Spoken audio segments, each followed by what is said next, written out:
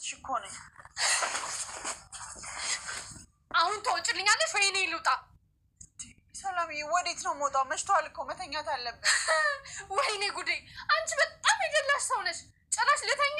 ያው ተኝ፣ እኔ እወጣልሻለሁ። እንደውም ሰላም ሰላም፣ ጤና ይስጥልኝ ውድ ተመልካች፣ እንዴት ናችሁ? ደህና ናችሁ ወይ? ሁሉ መልካም፣ ሁሉ ሰላም ነው፣ እግዚአብሔር ይመስገን። እኔ በጣም ደህና ነኝ። ውድ ቤተሰብ እንግዲህ ዛሬ ደግሞ አዲስ ቪዲዮ እየመጥቼላችኋለሁ። ይሄንን ቪዲዮ ላይክ፣ ሼር እንደ ሰብስክራይብ እያደረጋችሁ ይሄንን ቻናል ከፍ ማድረግ ትችላላችሁ። ከፈለጋችሁ ላይክ አድርጉ፣ ከፈለጋችሁ ዲስላይክ አድርጉ። ደስ እንዳላችሁ እናንተ እንደመሰላችሁ ማለት ነው። እንግዲህ ይሄ ድራማ አዲስ ድራማ ነው።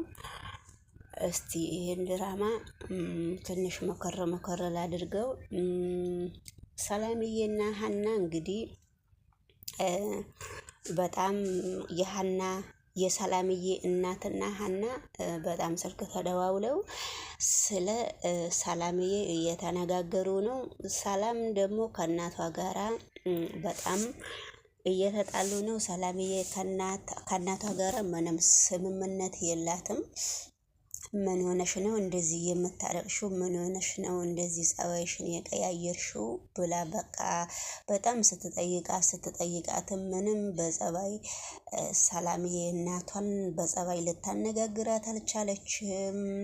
የሰላምዬ እናት ሀና ጋር ደውላ ምን ነገረችሽ? ምንድነው? በጣም ትላማታ ተናዳለች። ምግብም ሳትበላ ምሳም እራትም ሳትበላ ነው ያደረችው። ችግሯ ምንድነው? ችግሩን ላንቺ ተናግራለች ወይ ብላ በጣም ደውላ እያነጋገረቻት ነው። ሀና ደግሞ የነሱ ቤት ሰራተኛ ነች ትመስለኛለች።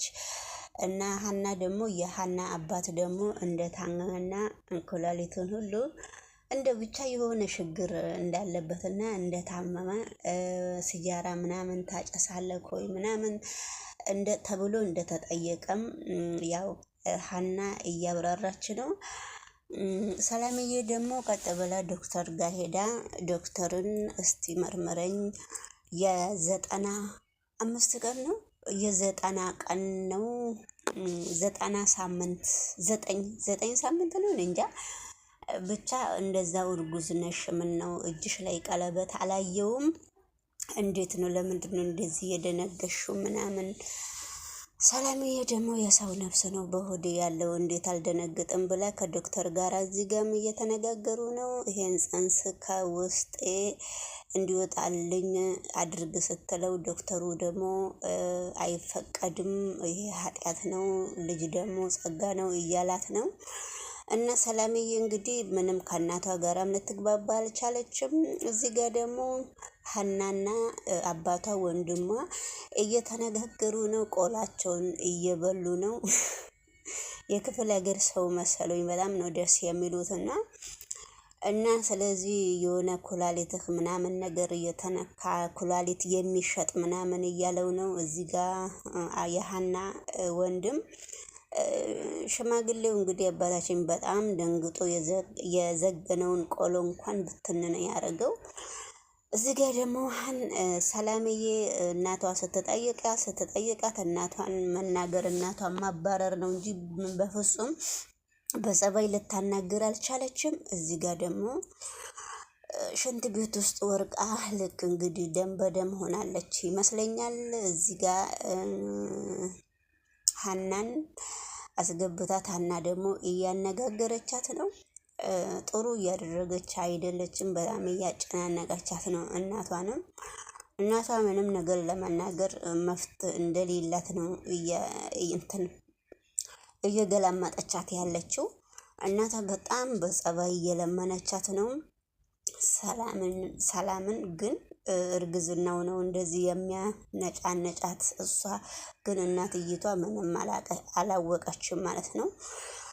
የሀና አባት ደግሞ ምን አድርገሽ ስራሽ ምን ሆኖ ነው እነሱ ብር በአካውንትሽ በቡክሽ ያስገቡልሽ?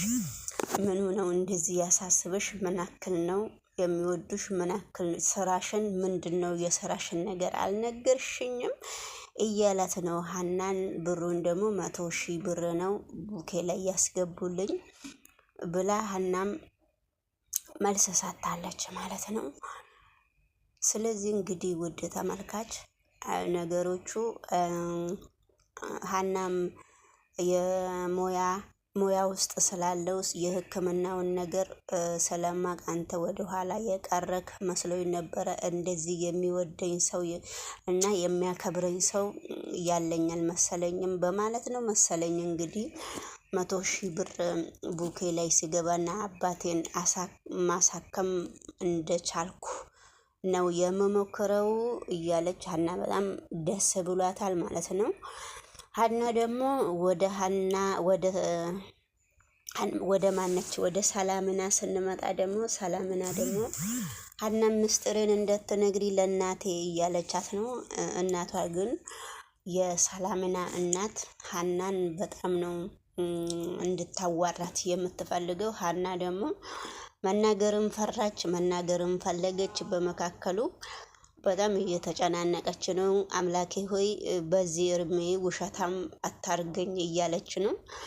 ነገሩ እንግዲህ በጣም ትንሽ ከበድ ይላል። የሰላምዬ ነገር ትንሽ ከበድ ይላል። ዶክተር በፊቱንም አንቺ ነሽ ዶክተር ጋር የወሰድሽኝ፣ አሁንም የሚያስወርድ ልጅ የሚያስወጣ ዶክተር ፈልጊልኝ እያለቻት ነው።